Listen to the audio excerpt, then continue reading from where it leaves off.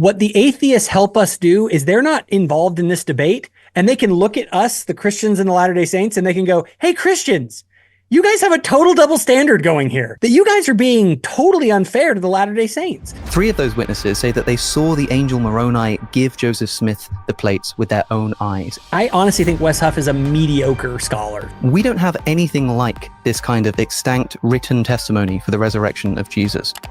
Which has more archaeological evidence, the book of Exodus or the book of 1st Nephi? Guess what, guys? Christians, friends, please listen. You're going to end up looking like Billy Carson if you guys run with this line of evidence, because you don't understand the facts. Be the best, you gotta beat the best. I want to thank this guy for showing right here he knows nothing of what he's talking about. We give credit where credit is due. I told him, like, you can use this anytime you want because these are just the facts. And unfortunately, our Christian brothers, God bless them, love them, but the reality is they have a double standard, an insane double standard. To beat the best. Got our scripture notes up and running. All of the scriptural references used in this episode will be brought to you by scripturenotes.com. For a free trial to Scripture Notes, please visit the link in the description. Okay, correct me if I'm wrong here, Luke. This is reaction to this guy, Alex O'Connor's reaction to Joe Rogan and Wes Huff, which is still just existing in the zeitgeist a week later. I still see new videos popping up. Today or yesterday, PBD was talking about them. Like, so what's going on, man? Are we doing I feel like we're in Inception here, a dream within a dream. We're doing a reaction to Alex O'Connor about Wes Huff on Joe Rogan. Everybody is on this list except for the Virgin Mary herself, man. So, like, what are we talking about, dog? No, she's on the list too, because Catholics are going to get involved. Yep. No, they'll bring her into it even when she's not necessary. Okay. All right. Okay. So talk to me, man. What's going on? Much.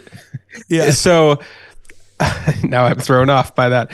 So yeah, Wes Huff has become a pretty big dude. Like you just said, he just was on PBD. He was on Joe Rogan a week or so ago. And so of course everybody's doing their reactions to this Joe Rogan episode. Gavin Ortlund from the Protestant side, Trent Horn from the Catholic side, and then Alex O'Connor from the atheist side. Now, obviously, Alex O'Connor had a lot of critiques for Wes Huff. And so, of course, people did responses to Alex O'Connor's response video. And I've listened to a couple of them.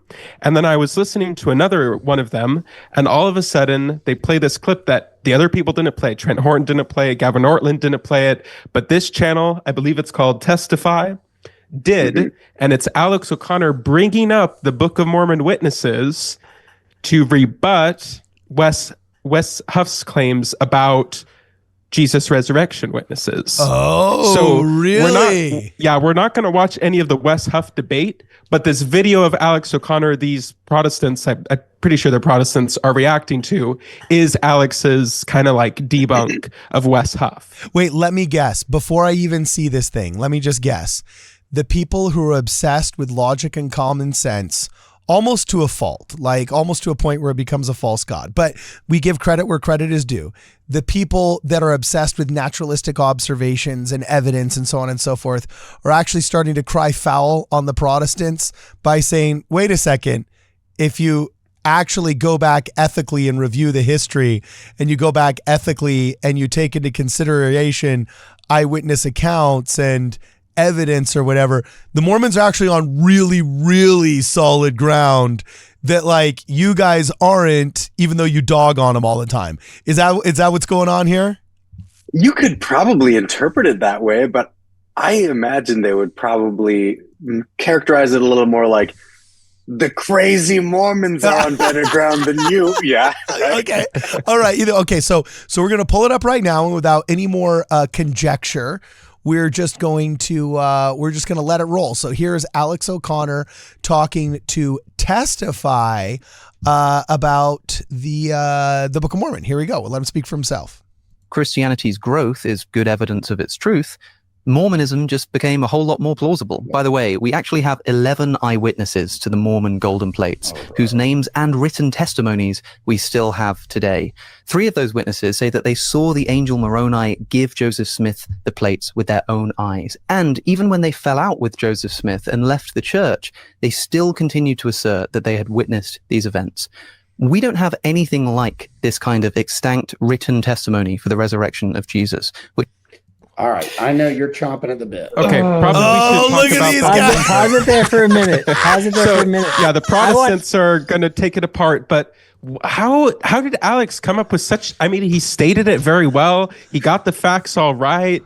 Like, how in the world, Jacob? Do you have any idea how Alex O'Connor could have? Maybe he literally is repeating verbatim what I told him during our 4-hour dinner conversation.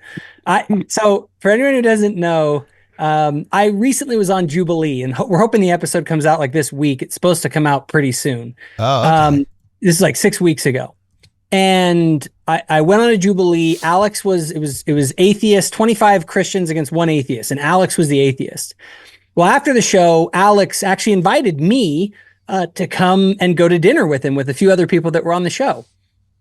And so we sat down, and I ended up sitting right across from Alex, and we talked, me and Alex O'Connor, for like 4 hours. And it was really funny because the other Christians were there. And I was kind of having some fun because I was telling Alex, I literally, like, the main topics we focused on, or some of them, was sort of the fact that we have better eyewitness testimony for the resurrection, which we do, compared to what Christians put forward. For the gold plates, we have better evidence for the gold plates than for the resurrection than they do. And then the other thing we talked about was the growth of the church. And these are things that Alex didn't appear to know these things before.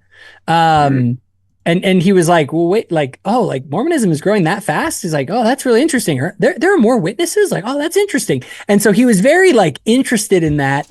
And I was pointing out those things. So I just thought when he said this, I was like, oh my gosh. Like, he was listening, and I told him, like, you can use this anytime you want because these are just the facts.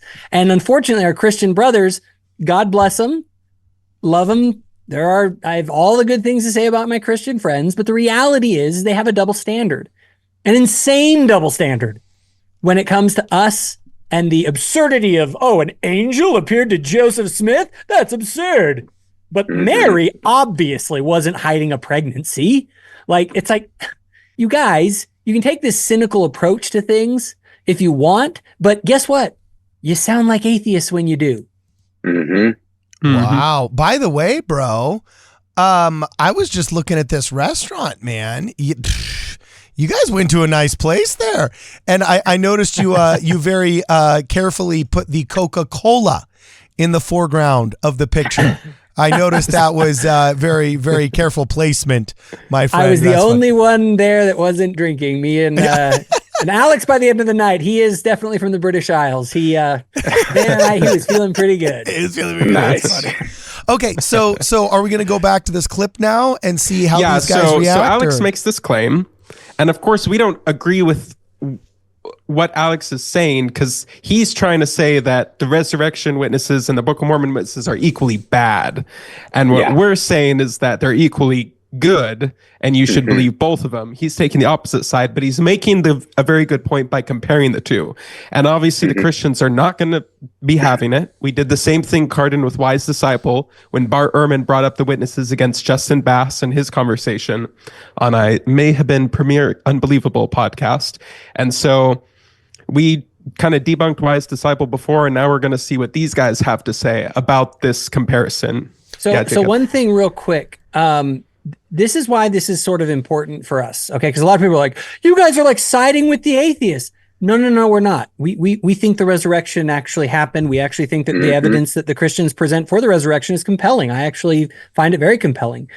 However, what the atheists help us do is they're not involved in this debate, and they can look at us, the Christians and the Latter-day Saints, and they can go, hey, Christians, you guys have a total double standard going here. I don't have a horse in this race, but it's very obvious as an outsider in this debate between you two that you guys are being totally unfair to the Latter-day Saints. And that's where I think we can actually have that conversation with atheists And the atheists can actually help Christians to realize that they better be careful when they start laughing us off as though you can't take us seriously, because you'll end up, if you use that same standard on yourselves, people will laugh you off too. Now, here's the thing. If the Christians really want to go after the atheists, they should just start siding with us. Because now the atheists are in a real pickle. Because not only do they have to explain how this whole Jesus resurrection story came about that has a whole world religion built around it out of the blue, and then they also have to explain how this farm boy just kind of spat out a book in 60 some odd days that 11 people said they saw very compelling evidence for, that then grew into a faith that's upwards of 15 million people. I was disappointed, that though. gets hard for them to explain eventually. Alex missed one fact. It isn't 11. It's 19. Okay. The 11 are only the ones that actually left the testimonies in the Book of Mormon as official witnesses. You have written statements from others. It's a very reasonable mistake to have made. 11, it's better than what we're about to get out of the rest of the clip, right? So, that's funny. Yeah. Okay. It's a good correction, Jacob, to bring up the 19. There's an additional 8 people who left written witness about which is wild, because the Christians have at most 3, and 2 of those 3 are anonymous accounts, and one of them is only seeing him in vision. So wow. Okay. So we'll go back. And one thing I do want to point out, just to strengthen Jacob's point about how we are on Team Christianity here.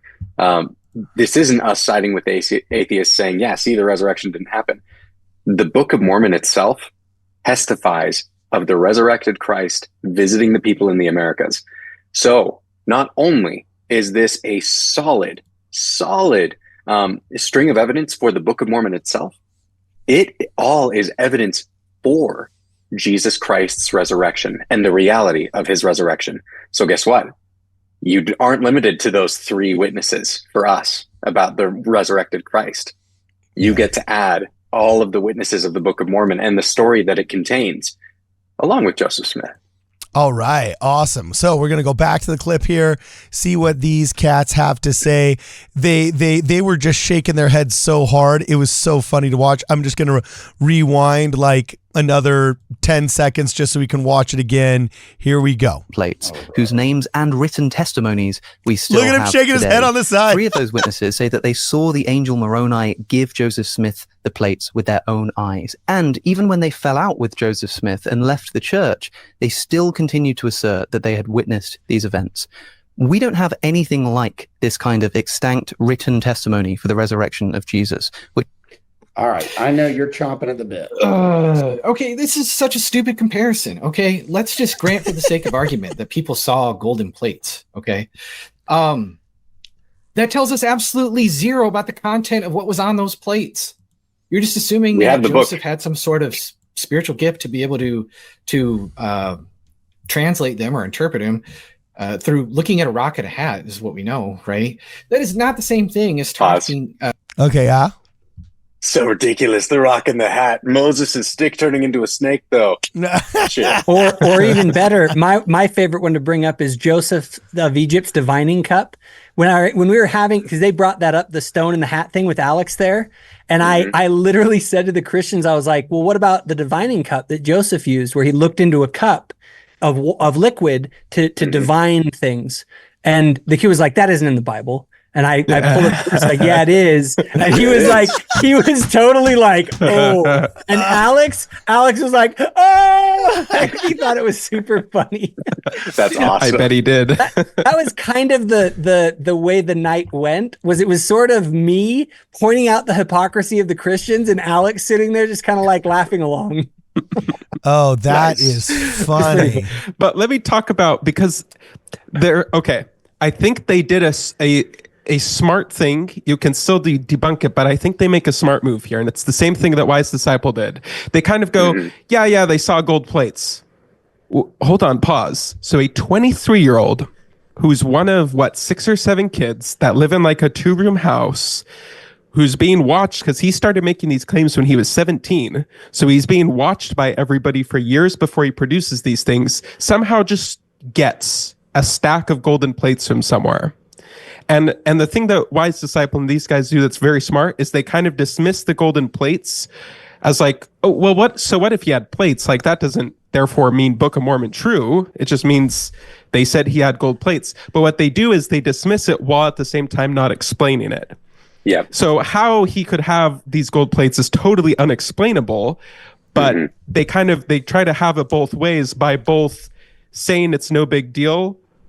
I mean, by saying that it's not relevant to if the Book of Mormon is true or not, and then not even explaining where they come from. Well, it's worse than that, because the problem is that they then make the assumption that they totally discount the fact that 4 of the witnesses, that's more than you have for the resurrection, all said there are more people. We have more written accounts of the angel Moroni's appearance than we have written accounts of the resurrection of Jesus. I think this might be a good spot actually to pull up Trent Horn, because you asked Trent Horn this in your Book of Mormon debate with him. So we're going to hear it from, this isn't us putting words in their mouth. We can go to the clip. I don't know if you have it up right now, Carden. Yeah, it's ready. Okay. Go to the debate clip and hear Trent Horn say this himself. Okay, so here's the clip with Jacob Hansen and Trent Horn. What is you have said that the most important evidence for the resurrection would be the claims that Jesus appeared in bodily form to groups of his disciples. So the most important evidence for the resurrection, and therefore Christianity and the Catholic Church, is the witness testimony of Jesus Christ's resurrection. Is that correct? Correct. Not all witness testimony is equal, though. Okay. How many specific eyewitnesses left extant written accounts of the resurrection? We would say that you mean first-person accounts of it? It's eyewitnesses who left extant written first-hand accounts of the resurrection. Well, of the moment of the resurrection or the post-resurrection appearances? The moment of the resurrection. The moment of the resurrection happened in the tomb and nobody was around. But that's inferred by seeing Christ's post-resurrected Let's body. include the post-resurrection. Okay. How many written extant accounts do we have? From an eyewitness? Yes. Well, if you believe that it was John the Apostle, that would be one. Did the majority of scholars conclude the Gospel of John was written by John? Scholars don't, no. But the most important ones we have Paul's letter to the Corinthians that records the appearances, and Paul had firsthand contact with those who had those appearances. Correct? No, he doesn't call it a vision. Oh, so it isn't a visionary experience. He said he wasn't sure if he was in the body or out of the body. He's talking about his appearance in the heavens, and he specifically says there, I do not know if it was in the body or out of the body, but he uses a Greek word, orao, that just means appeared, to see. And he says in 1 Corinthians, have I not seen the Lord? He speaks about it in a normal way, which is very different from the Book of Mormon witnesses that repeatedly say they saw it in a vision or a trance and say things like that. So how many total people left first-hand eyewitness accounts of the resurrection? Can you give me a number? I just want a number. That they saw the resurrected Jesus. Is it more than 3? I wouldn't say that. It's probably not more than 3, but I think we're good to stop right there. Okay. We get the point. Right. Okay. Yes. So I love how much time he spent trying to distinguish a vision from the heavens being open. That is a tactic in a debate when you're up against the wall and you don't want to say what's going on. You're just trying to do everything you can to be like, I need to eat time. Also, while trying to come off burn the clock, baby. It kind of showed me he's not super familiar with Joseph Smith's accounts, where he literally says the heavens were open. They have at most 3. We have 19, and even firsthand eyewitness accounts that are not anonymous. Yeah, and even or the plates, and then 4 of those are of an angel who actually appeared and gave them, and they all kept that till the day they died. Yeah, so even if you want to, if we're kind of going minimal facts, the things that we absolutely, it's not even minimal facts, we're even removing some of the facts. So we're going like sub-minimal facts here. With the Book of Mormon, you can say, oh, well, the 8 saw something gold, but that doesn't count. Okay, get out the 8. The other people, they saw something gold, that doesn't count. Okay, get rid of him. Well, Joseph Smith was the one that made it up, so he doesn't count. Okay, get rid of him. You still are left with the 3 who are way better attested than the Bible, way better well-known. They're extant testimonies about it are way better documented, and it's a higher number still. Because Trent wasn't even willing to commit to 3. He was like, yeah, probably 3's the number. We've already got, like, we've achieved the 3, even if you boil it down to as small of a group that you can possibly get. And it's not just seeing the plates, it's saying that the angel told them that it was a true record. So that includes the fact that the text and the plates are linked. Okay, Brad. Sorry, Brad. Sorry, Brad. And as much as Trent wanted to diminish that by calling it a vision and try to make it seem the same way former antagonists have done and say it was something seen only with their spiritual eyes, they claimed it was in reality a vision, an angel that came to them, that appeared to them, that they handled the plates with their hands, right? This is not the same thing. I would love to do a comparison of Paul's non-vision with the 3 witnesses' description of their vision and trance, which they literally are saying repeatedly in firsthand testimonies. It wasn't a trance. It wasn't something weird. It was with these eyes that I saw. These hands held it. Like it was the account given by the 3 witnesses is far less supernatural than Paul's claims. I'm gonna read real quick here so we get direct quotes. Martin Harris and David Whitmer. So Martin Harris, just as sure as you see the sun shining, just as sure I am that I stood in the presence of an angel of God and saw him hold the gold plates in his hands. This is a separate account now. Gentlemen, do you see this hand? Are you sure you see it? Are your eyes playing a trick on you or something? No? Well, as sure as you see my hand, so sure did I see the angel and the plates. And then David Whitmer, I saw the Nephi artifacts just as plain as I see this bed, and he strikes his hand on the bed beside him. And I heard the voice of the Lord as distinctly as I heard anything in my life. Second account from David Whitmer, I was not under any hallucination, nor was I deceived. I saw with these eyes and I heard with these ears. All right. I think we can continue with what the commentary the Christians were giving on it for another minute or so. Okay. Because it's about to get fun considering what we just talked about. Oh, I have a feeling Brad's teasing something here. So here's our boys at Testify. Touching a living resurrected person, eating broiled fish with them or having a big conversation, a group conversation with a bunch of your disciples, okay, and having these multi-sensory experiences. Okay, so that leaves us down to three witnesses that claim to see the angel Moroni. What were the angel Moroni? What was the experience like? What was it like? Did they give us any details? Did they give us any details whatsoever at all? Yes. No, they didn't. So pause. Okay. Yeah. Pause for a second. Pause now. A lot of details. I want to thank this guy for showing right here. He knows nothing of what he's talking about. He just went off and told us exactly, oh, hey, yeah, there's nothing. They didn't describe the experience at all. Okay, now I know you've never opened the Book of Mormon. You've never tried reading it. Their testimonies in the very beginning. Mm-hmm. Maybe you've gone through and you've read some cherry-picked verses that, I don't know, James White told you to read. I don't know. But you're definitely not reading through this, actually seeking for truth. Because if you had actually studied this, you would know, hey, they give an awful lot of detail of what their vision experience was like with the angel Moroni. And it was more than just some vision. Again, they're trying to diminish this. But like Luke already read, in 2 accounts, by the way, that they can go read outside of that, the witness testimonies, there's so much out there that they can read if they actually are interested in knowing about the restored gospel of Jesus Christ. I actually saved some of the accounts that I had ready to read until they made this claim. Because there's more. So his accusations are, well, we don't have details. What? Okay. Like and look at this comparison he's making. He's saying, well, all these apostles like saw and felt and touched Jesus and ate that. No. 3 decades later, somebody wrote that all these apostles saw and touched and felt and heard Jesus. Mm-hmm.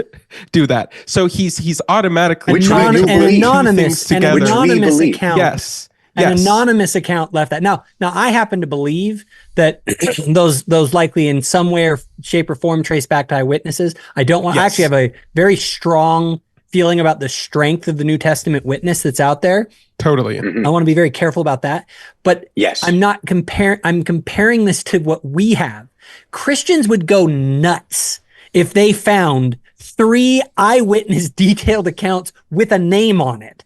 Like, they'd go nuts. 2 like contemporary. Yeah. Like not 4 decades later. Contemporaneous records of people like, here, this is me, Peter. This is what happened. Signed Peter in, 33 AD.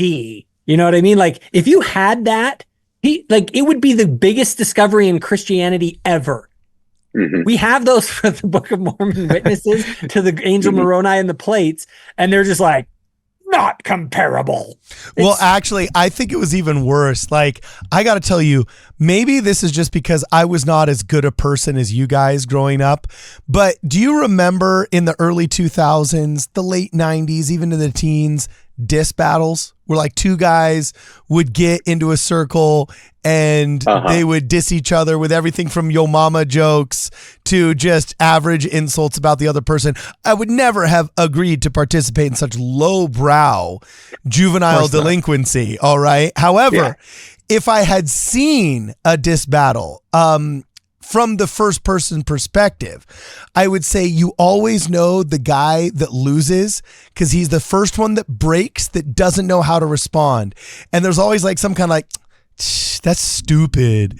Like whenever they just say like, you're stupid, or something like that. You're like, all right, he's broken. He's done. He can't handle it. Listen just one more time and look at this dude in the St. Louis hat right there. You know that he just has no response and his face is flustered like a deer in a headlights because he's just seen a bunch of info his brain does not know how to handle, and he's not going to be able to come back with an immediate zinger. So just watch, look at his face one more time. That they had witnessed these events. We don't have anything like this kind of extant written testimony for the resurrection of Jesus. All right, I know you're chomping at the bit. Okay, this is such a stupid comparison. Okay, let's just grant for the sake of argument. You're just like, you see him, he's like literally scratching his head. It's like, oh, I gotta say it's stupid. This is so dumb because, well, it's not like, we're kind of like all of us agreed, we've all agreed to hate on Mormons, and this really goes against like that. But how do I deal with this 11 witnesses thing? I want to give some advice to our Christian friends. In all seriousness, if you don't know this subject in depth, if you haven't read the eyewitness accounts in detail and gotten familiar with all of it, okay, keep your mouth shut. In this, yes, what's the one there that you have especially? Oh, both of those. What are they? Both of Mormon these. Witnesses. Yes, Anderson's book is fantastic. And then Witnessing Miracles, the historical case for the resurrection. Yep. Yeah, Josh Gailey's is good. Josh Gailey's book, fantastic. Unless you've read those this books, one's more like sources, and then this one's kind of like pulling it all together and then comparing it with the resurrection of Jesus. Yes, if you've not read those books, shut up.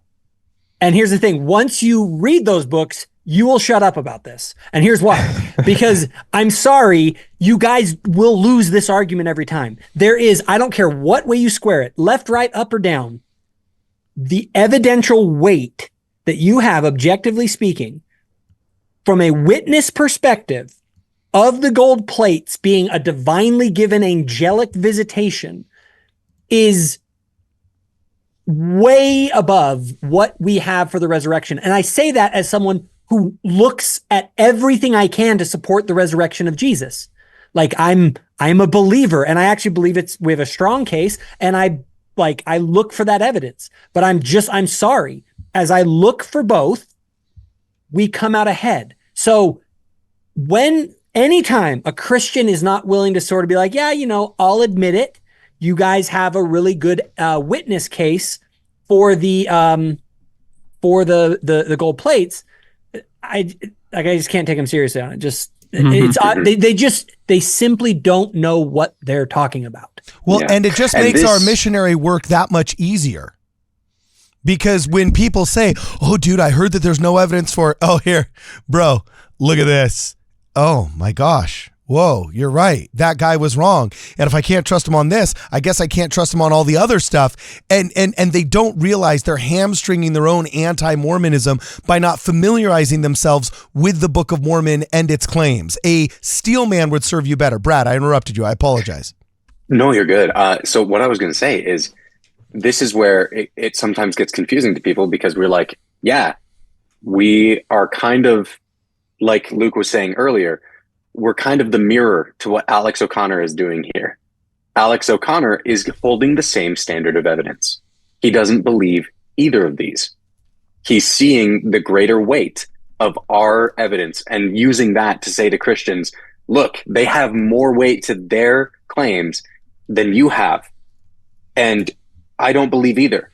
How can you believe this when you don't believe this? You don't believe the LDS truth claims. For us, we're saying, yeah, I believe ours and I believe the evidence of the resurrection. We're being consistent in the way that we approach this evidence. One thing, it's really funny, the context that this is all coming up in. How did Wes Huff get famous? He went and he knew the facts and he totally debunked somebody who hadn't done his research, and in Billy Carson. Guess what, guys? Christians, friends, please listen. You're going to end up looking like Billy Carson if you guys run with this line of evidence, because you don't understand the facts. And until that's fine. Familiarize yourself with the strongest argument coming from the Latter-day Saint side on the witness side of it. And then you can have the conversation. But when you're going out there acting like you have, like, oh, this is just ridiculous. Like, these aren't even comparable at all. Like, no, bro. Like, just they lost the diss battle. They lost the diss battle, bro. You can actually see it in the comments on some of our videos, and Jacob's video. We'll make a response to somebody like a Mike Winger, a Lynn Wilder, a Wise Disciple, so God makers. And they'll get in the comments and be like, well, you were nitpicking at it too much. So, yeah. It's like, okay. And what's really funny, and I have to say this, I wanted to plug this in it, honestly, and I honestly think Wes Huff is a mediocre scholar. I'm not impressed by Wes Huff at all. No. Jacob really thinks he's better mediocre. biblical scholars out there than Wes Huff. Okay. Well, Wes here's Huff, the thing. I also want to warn my Christian friends. Biblical scholars had the charisma and ability to speak on a level that people will understand to be able to go on Joe Rogan's podcast. Okay. Okay. All right. Michael Heiser. And which of them are Canadian? Michael Heiser's dead. You have to be alive. I know, but Michael Heiser's a legit solid scholar. Like he does some freaking good work. Also, even Bart Ehrman. I can't stand Bart Ehrman. He drives me nuts, but he's actually a pretty sharp scholar. I love the guy. Yeah. You're Bart D. Ehrman. Sorry, not a fan of Bart Ehrman. He's the big dude. He alley-oops the Church of Jesus Christ of Latter-day Saints. Did you see how wrecked? I can't. Now here's the thing. I can't stand Dan McClellan, the atheist, but Dan McClellan totally destroyed Wes Huff in his claims about the book of Isaiah and the Masoretic texts. Okay. He just wait. Dan McClellan has openly proclaimed that he is in, quote, no way, shape, or form an atheist. Yeah, right. No, I watched it. I watched it on my own eyes with I super chatted the guy on a live stream. And watch this. What? And John DeLynn said he was not an apostate. Oh, jeez, you're a savage, bro. No, I am going to be a savage. The guy, just go listen to what he says. He's out there like, well, the data doesn't support that there's a God or that Jesus exists. Okay, well, hold on. We can put data over dogma. It's like, you guys just put two and two together. It makes we can tackle that later. I'm hoping to he's invited to come on the show and has agreed to come on the show, and you can ask him whatever gotcha questions you got for him. Then, all right. He won't talk to me. We'll put it on a post-it note and I'll slip it to him. Okay, but Brad, what are you going to say? In quick defense of Wes, I feel like there are a lot of people very much nitpicking every minor thing that he possibly said on how long of an episode was that? What was it? 3-ish hours? 3-ish hours where he's going all over the place. That's why I said, I didn't say he's a terrible scholar. I said he's mediocre. Okay. There are terrible ones out there. Well, look, there are terrible ones. Dude, if I were that yoked, and you guys, The good scholars are going to eat him for breakfast unless he's careful. Okay, well, so far the only good scholars you've mentioned are dead or absolute atheists. So, hey, I'm willing to. You don't have to be on my team to be a good scholar. Okay, sure, but I'm just saying maybe he's your champion a little bit more than you'd like to admit. But that's it. All right. No, so our lovely Christian friends who were talking about the Book of Mormon, were talking about the three witnesses. And he was like, oh, they didn't tell us what it was like. Like, what did it feel like? What sensory? How do they engage more than one sense? So here's the actual testimony of the three witnesses, where we get the three witnesses from. And it says, we declare with words of soberness that an angel of God came down from heaven. Okay, there's a detail, coming down from heaven. And he brought, so he's bringing, and he laid before our eyes, and we beheld and saw the plates and the engravings thereon. And we know that it is by the grace of God the Father and our Lord Jesus Christ that we behold and bear record that these things are true. And it is marvelous in our eyes. Okay, that's kind of how it felt for them. Nevertheless, the voice of the Lord there's your hearing, commanded us that we should bear record of it. Wherefore we bear testimony of these things. And they go on a little bit more, but Oliver Cowdery backs that up with another quote, and it's a personal letter of his from 1839, so within a decade of the event. He said, it was a clear, open, beautiful day, far from any inhabitants, in a remote field at the time we saw the record, of which it has been spoken, brought and laid before us by an angel, arrayed in glorious light, ascended out of the midst of heaven. Now, if this is human, juggling, judge ye. So, pretty good details. And they solid. If you keep going in all the other ones, they get into like there was a whole table with the eight witnesses, for example. There was a whole interview done. I believe it was with one of the what was it? One of the brothers. What is it? The Whitmer family. One of the Whitmer brothers. He was interviewed when he was kind of an older man, and they just asked him, like, "Well, what did you see? Did you hold it? Like, what did it feel like? How heavy was it?" Like, he gives all of the details down, like, on every level. You have, and amongst the three witnesses, they talk extensively. If you go and read their accounts over and over and over, they kept being asked about this experience, and they gave very consistent accounts of what happened in great detail, talking about every aspect of it you can basically imagine. To say that, again, they just show they don't know what they're talking about. You look like Billy Carson. And lest anyone be discouraged by having to actually crack open a book, you can go to mormoner.org and you can see if you just search Book of Mormon Witnesses, you'll find the Book of Mormon Witnesses on mormoner.org. They have 254 primary sources on this. And it goes through, go ahead. David Snell, Keystone, great review videos there. Can you imagine if you're not like Christians read this type of stuff, you can spend 20-25 minutes watching like 4 or so of the videos, and you'll get a pretty good sense of the historical. What I like record. about Mormoner is it gives you like a really, really succinct like question and answer format, and then you can look directly at the first-hand accounts of these primary sources on this. Wow! Imagine if the Christians had a list of 250 statements from first-hand witnesses of the resurrection. Out of the way, Wes Huff. You're not the big deal anymore. Yeah, I mean, I feel like, can you imagine how insane they would go over that as just like overwhelming evidence? But boy, if you have them for the gold plates and the Book of Mormon Witnesses, like, nope, not comparable. Another thing that happens here is you will often find anybody who wants to discredit the witnesses will go down the rabbit hole of finding the one guy who's like, oh, he said he saw it with his spiritual eyes, so it wasn't real. But then they'll leave out the fact that that specific statement is then refuted by the witness himself saying, that is not what I meant. He's misrepresenting me, right? Like the lengths to which the witnesses went to make sure that their word was real and true, they're phenomenal. Like putting it on their gravestones, literally. Like I think it's Martin Harris, Martin Harris, I think did too. I think, did all of them have it on their gravestones? I think they all did. Oh, I know at least 2 of them did. I think Harris and Whitmer. I'm kind of thinking Cowdery did too, but yeah, I might be just transposing it to. Yeah, I mean, literally put it on their tombstone, like, hey, everybody, like, I'm dead, and I want you to know that I saw this.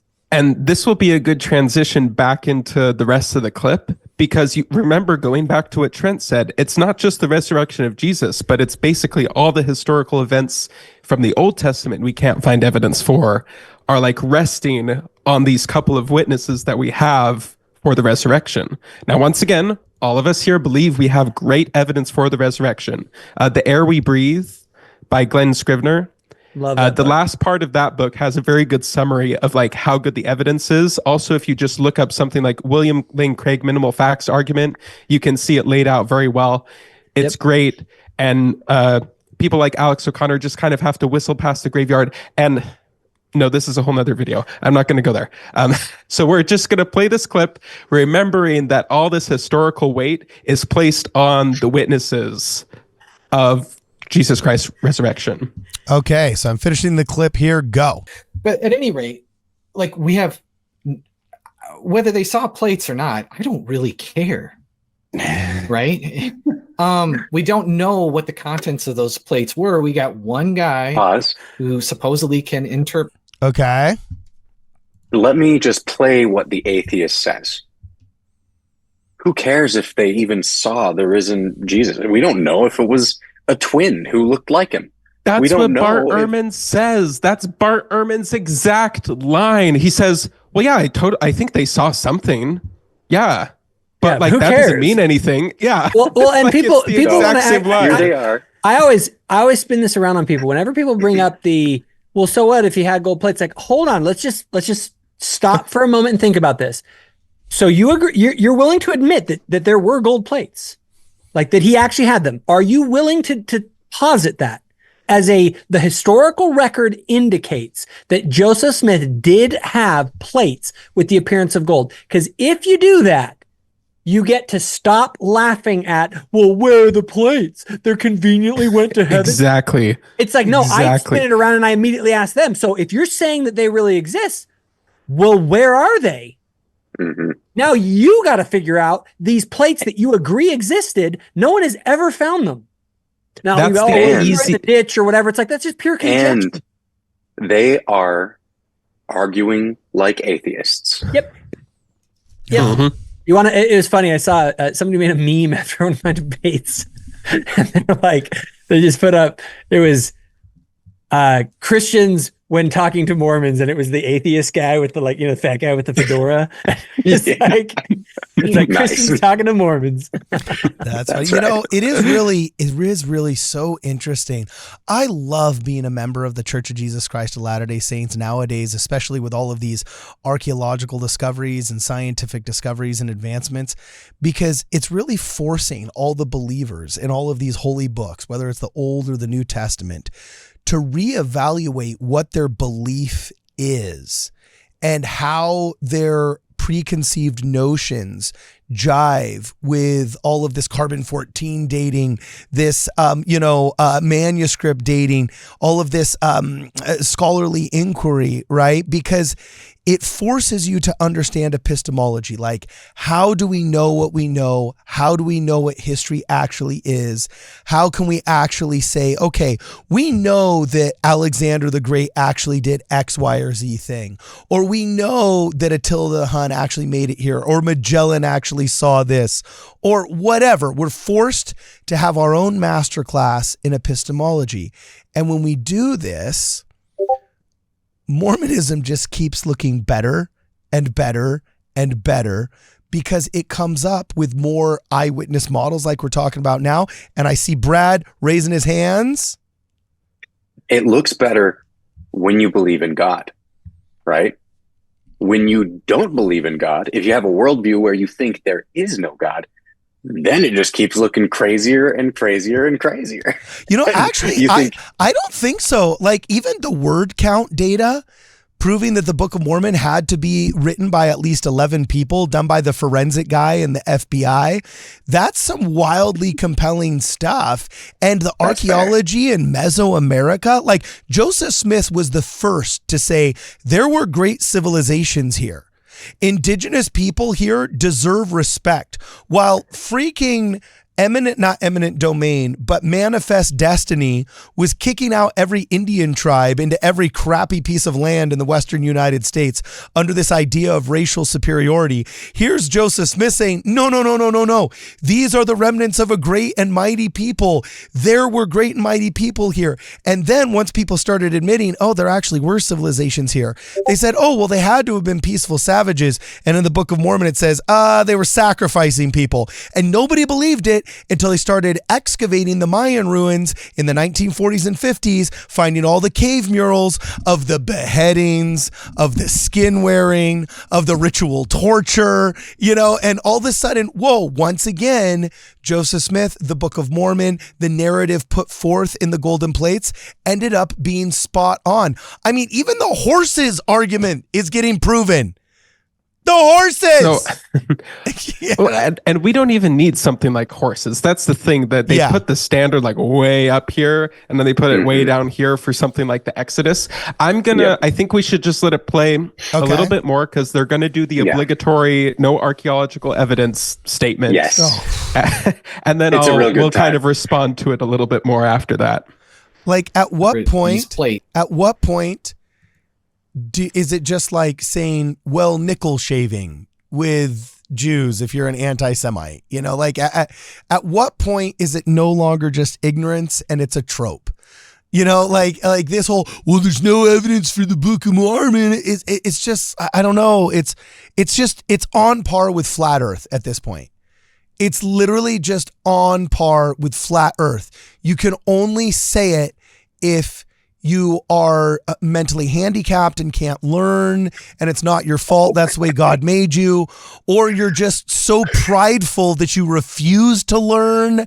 But it's either you can't, or you just haven't taken the time, maybe. Then don't say you're an expert and don't opine. Just like Jacob says, don't claim to be an expert. It's been repeated. It's kind of like the men can become women thing. Like, it's been repeated enough that people just kind of believe it at this point, and they don't even know that they're supposed to know something else about it. So I give them a fair amount of grace until they watch something like this video. And then after that, they need to kind of be quiet about it. Okay. All right. Well, here we go. We're going to continue. I'm going to play one more minute of Testify, right, Luke? Okay. One more minute or so of Testify. Here we go. Saw plates or not, I don't really care. Right? We don't know what the contents of those plates were. We got one guy who supposedly can interpret these plates, and we know that the Book of Mormon is full of anachronisms. It's full of mistakes. It's copying the King James Bible.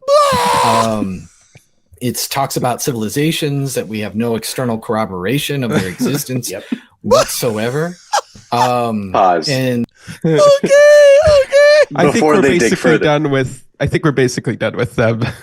Yeah, man. You can say this about the Bible and look just as asinine. Yes. Yeah, exactly. That's what I'm saying is like, okay, name another book for me that's a list of anachronisms gets smaller over time, right? Where is that book?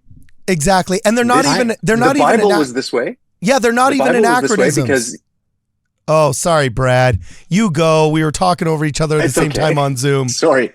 I'm just saying the Bible was this way. There was no evidence of lions in the land of Judah for a long time. But now we found it.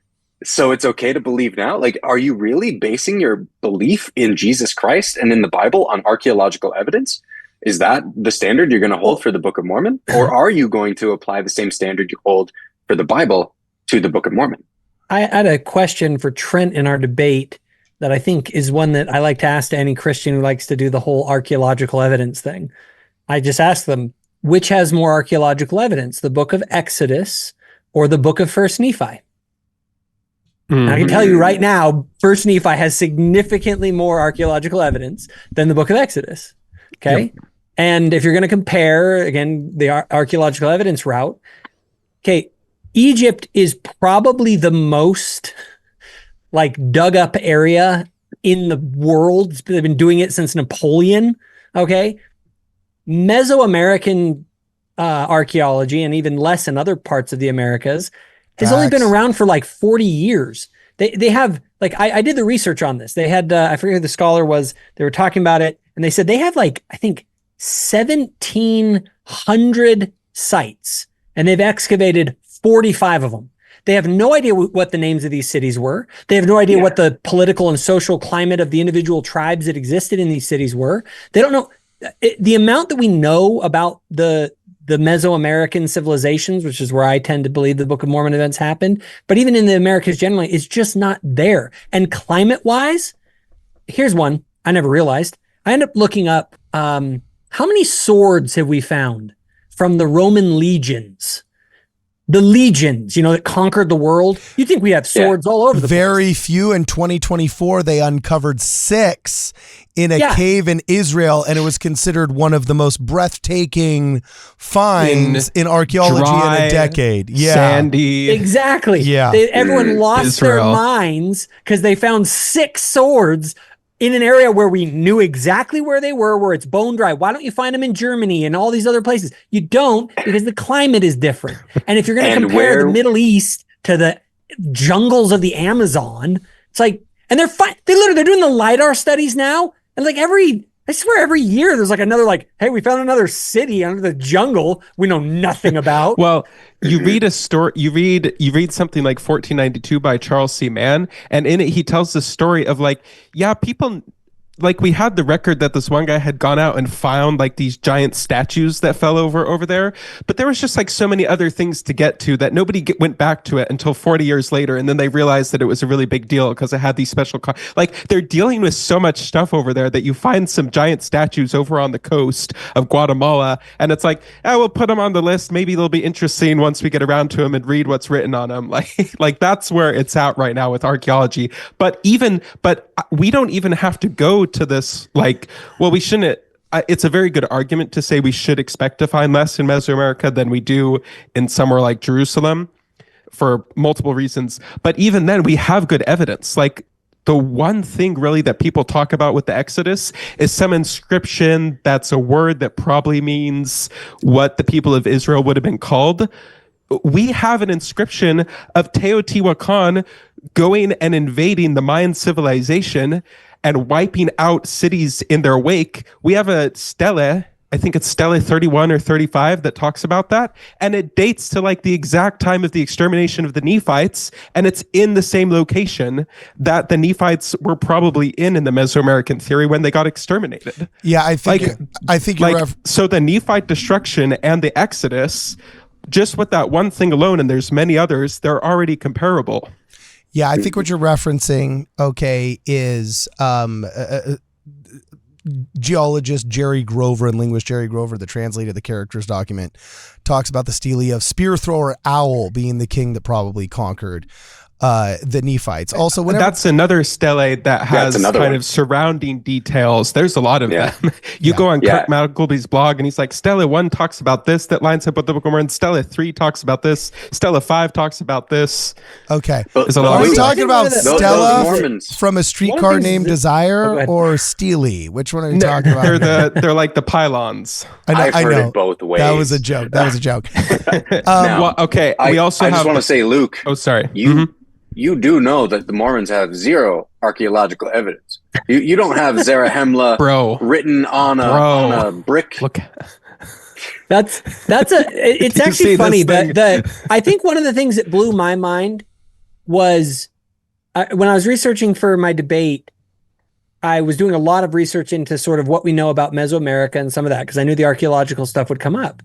And one of the things that was really interesting was that I don't know if I asked Trent this, but it was on my list of questions, is, do you know what the names of those cities are in Mesoamerica that they've been finding, like, all over the place? Bingo. The answer is no. We have no idea what these cities were called. We have no idea about the nature of the people that were in those cities. We have some idea about general cultural aspects, but they talk in some of the research that they're doing that these civilizations were on par with like Greece and Rome.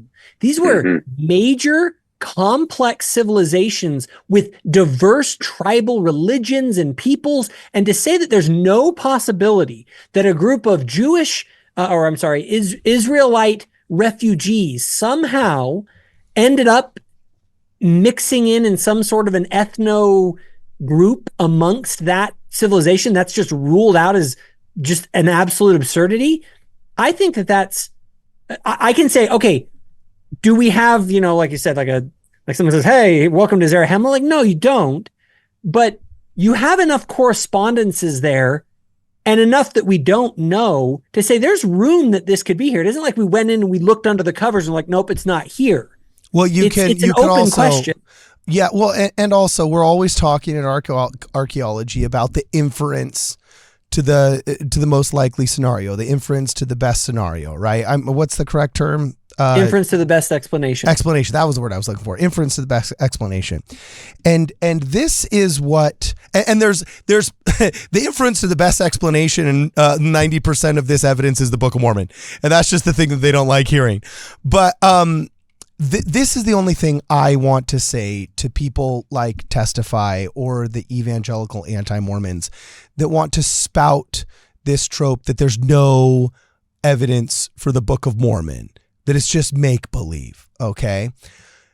Your ignorance of the evidence is not the same as a lack of evidence, okay? Well said. The atheists who just don't know there was a Eurasian lion that was hunted to extinction by the villagers who got tired of losing their children to lions, okay? Your unawareness of that species, its range in the Mediterranean, and its lifespan and existence for thousands of years in the Levant until it was hunted to extinction, that does not mean that when lions show up in the Bible, you could say, oh yeah, well the Bible can't be true because like there were no lions over there. There's no evidence of lions. Like there's no zoological and no archaeological evidence for the Bible because anachronisms, because lions. That doesn't mean you're right. You're just scoffing. The opposite of knowledge is ignorance, and your ignorance doesn't mean there's no evidence. That's all I really care that these people remember, or else, again, we've said it 5 times in this podcast, you're now arguing like not just an atheist, but an uninformed one, which is the worst. You're going to look like Billy Carson. You're going to, again, my thing is this. If you want to have the conversation with us, explain why Nahum, isn't legit. Explain why the Valley of Lemuel doesn't actually line up. Like those are the arguments that I feel like when people bring them, it's like, okay, let's have a conversation here. Mm-hmm. But when you don't bring those up, when you don't even know about those things, mm-hmm. like when you're just ignorant of all of the stuff that's out there, you just look like a fool. Yeah. And what I love that he said in his thing was we don't have any corroboration. I love that he used that word because it's the right word to use, because sometimes people say, well, it doesn't fit this little detail right here, so therefore I can toss it out. But he said corroboration, which means like things that line up together, that like this says, yes, that's possible, and that says, yes, that's possible. Something like the Valley of Qumran, which comes from the book of First Nephi, where we know where we're actually looking, lines up on, what is it, Jacob? 20 different points. It has the Valley of Lemuel. I think you're talking about actually about. Oh, sorry. Bountiful. Yes, about Bountiful, the land Bountiful, which is when they arrive at the sea to build the boat. But it's placed named on maps right now. It's the Dhofar region. Dhofar. Goman. Yeah. Yes. The Dhofar it lines up in like 20 different points. For example, there has to be cliffs on the seaside because Nephi's brothers want to kill him by throwing him into the sea. And if you're just going out to like Honolulu and going like into the waves, that's not, there's probably cliffs there. And what do you know? We find cliffs there. There's the type of wood that you need. There's the different types of the wild honey, milk and the honey. ore, it's directly east of where Nahum was found. Which is what Nephi said. The number of correspondences there are shocking. They're truly, and they merit, like, again, if you want to have a discussion about why these correspondences don't fit, now you're a serious critic. Now you're someone who's actually engaging with the data, trying to make the explanation. But when you don't even know it, just shut up. Take a minute to understand the evidence, like, again, that's what Billy Carson did. Billy Carson just goes out and spouts all this bull crap without knowing what he's talking about, doing his research. And then you have someone who actually knows what they're talking about, and they look like an idiot and they can't answer the questions. That's why, guy's a great guy, Trent Horn, but that's why Trent was like stalling for time when he was like, oh crap, Jacob's asking these questions that I don't know the answer to, because he hadn't done the research. Or more like Trent's he a very didn't sharp want guy. to give you the answer. He knew the answer, but he didn't want. He knew it. He was running away. But don't, again, you will look like a fool to Latter-day Saints. You will actually help us. We will make videos about you like this and we'll ruin all of your fun when you look like an idiot. Or you can have real conversations and you can actually put us, I'm going to give you advice on how to put us on our heels. Make compelling arguments against the evidence that we actually present. Now it's like, oh boy, like now it's tough. Not silly arguments like, oh, we don't have the name of the place Zarahemla. Like, we don't have the name of Jericho. We have a place that we think is pretty likely where it is. And most people are down to agree, hey, that's probably Jericho. Yeah. But guess what? We still haven't uncovered enough. And I get that it's frustrating because it's not as if we're saying that this absence of evidence is proof of the Book of Mormon. No. We're just saying there is not enough evidence to deny the Book of Mormon and say that it can't be a possibility. Dude, we have more evidence. We have more evidence for the Book of Mormon, the Lehi's Exodus from Jerusalem, than we do for 90% of the stuff that these evangelicals believe in the Bible. So and don't even get started on some of the Catholic stories with the Catholic saints, like. But those are epic. Those are just cool. They are awesome. They're awesome. But like literally you got the guy fighting the Loch Ness monster who was like St. Patrick's friend. Like, okay guys, like you guys are going to like laugh at us. I mean, it's like, I always laugh because the Catholics, and again, I love my Catholic friends. Like they'll be like, man, baptisms for the dead. That's weird. And then I walk into their church and there's literally bones of dead people there that people are like going up to touch as relics. I'm like, what? He's standing in front of the skull of John the Baptist as he says, doing things with dead people's weird, man. So it's like, all right. So are we done here, Luke? Have we seen all of the clips? Is there anything else we got to check out? I have kind of realized while we are making this that we need to do a whole nother episode on when they talk about there's no other scriptural or archaeological records of like the Book of Mormon, because they try to apply the Bible test of, well, we know the New Testament's reliable because we have this little fragment from 150 AD, maybe at the earliest, and it has some of the same 6 words that the Book of John does, so therefore the New Testament's verified. And for some reason, they try to port that same test of validity into the Book of Mormon, and it doesn't work at all. But I think that's a whole nother episode, and it's how we actually prove that the first vision's very reliable. But it's a whole nother thing that we need to talk about. So comparing it to the Gospels, what a fun time. So I will just that's exactly where it's going, Brad. So I'll just end by pointing out that these guys didn't really develop a Book of Mormon theory, but as far as I can tell, they're asserting that, number one, Joseph Smith just got gold plate somehow. No idea how poor 23-year-old who's being watched by everybody and doesn't have his own bedroom can just pop out gold plates out of the blue, but okay, we're asserting that. Then he's somehow able to induce people to have visions that confirm that. No idea where that comes from. Hypnotic states hadn't even been developed yet, like how to get people into those, and people don't have group hallucinations anyways. Okay. And then number 3, he's supposed to just pop off this text somehow.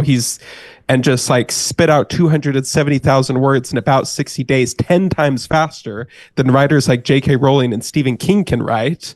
And then number 4, this text that he just pops out corresponds, remember I'm using corresponds, with both Arabian and Mesoamerican archaeological finds that don't happen for over 100 years. And then number 5, somehow also he has the ability to make this text influence the lives of the people who read it in a positive way and towards Jesus Christ. And these are 5 extremely unlikely powers or abilities or situations that could even happen. And somehow they all simultaneously happened with the Book of Mormon, not even with 5 different things Joseph Smith did in his life, but with the Book of Mormon specifically when he was in his early 20s. And he dictated poetic chiasms, including one with 17 elements. Yeah, authentic there's Hebrew subcategories wordplays within each of those categories. Yeah, I mean, authentic Hebrew wordplays. He predicted the undiscovered name of an ancient Israelite prince.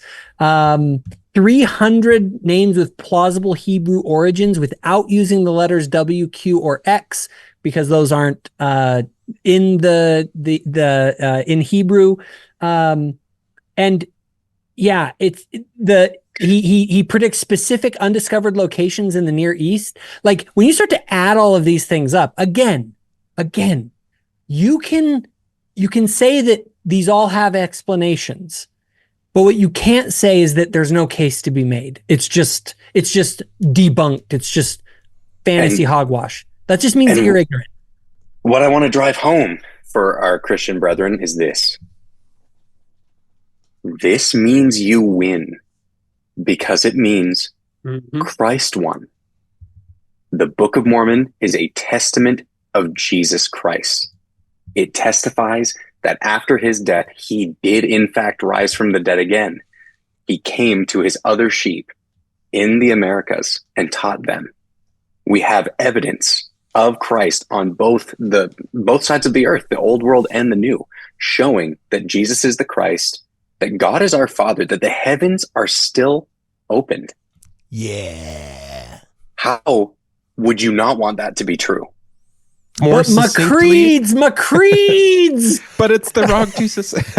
More succinctly than the way that Brad beautifully put it, every single evidence for the Book of Mormon is an evidence of the resurrection and divinity of Jesus Christ. Okay, even more succinctly, every single one. Even more succinctly than Luke, you're stupid. Repent. No, I didn't know. So, all right. Anything else before we go? Anything else before we go? Nothing. Oh, we gotta do a little bonus content of Jacob popping up and inspiring philosophy. Oh, okay, cool. Then check this out. We actually will. We're going to end this podcast here right now on YouTube. Make sure you guys join this YouTube channel so you can get early access to this content on YouTube. If you would like members only bonus content as well, we're going to continue on the website, wardradio.com. You can meet us there. For this and more, please check us out at wardradio.com. See you in a minute. Hey guys, thanks for watching the video. We assume if you made it this far that you liked our content, so please make sure you like this video and you share it with your friends. Now, in order to keep this content flowing freely, we need your help. If you're a person of means, please check us out on Venmo, the Cash App, or Zelle, and consider a direct contribution to the channel. Or you could always go to wardradio.com and sign up for our newsletter there. And while you're there, maybe consider purchasing some merch. We have some really cool hats, some really cool shirts, so you can strut your stuff and support the channel that way. Or if you're a kind of person that wants to just help out with some of the equipment in the studio, we have an Amazon wish list linked in the description as well. And don't forget scripturenotes.com. You have to read your scriptures daily, and scripturenotes.com is frankly the coolest way to study your scriptures, and they're a very generous sponsor of this channel. So please consider a free trial with scripturenotes.com. The link to Scripture Notes will also be in the description of this video. Either way, whether you're pressing this little button right here to subscribe to our channel and share it with your friends, or whether you are actually hitting this button right here just to watch another video, we look forward to seeing you in the next program.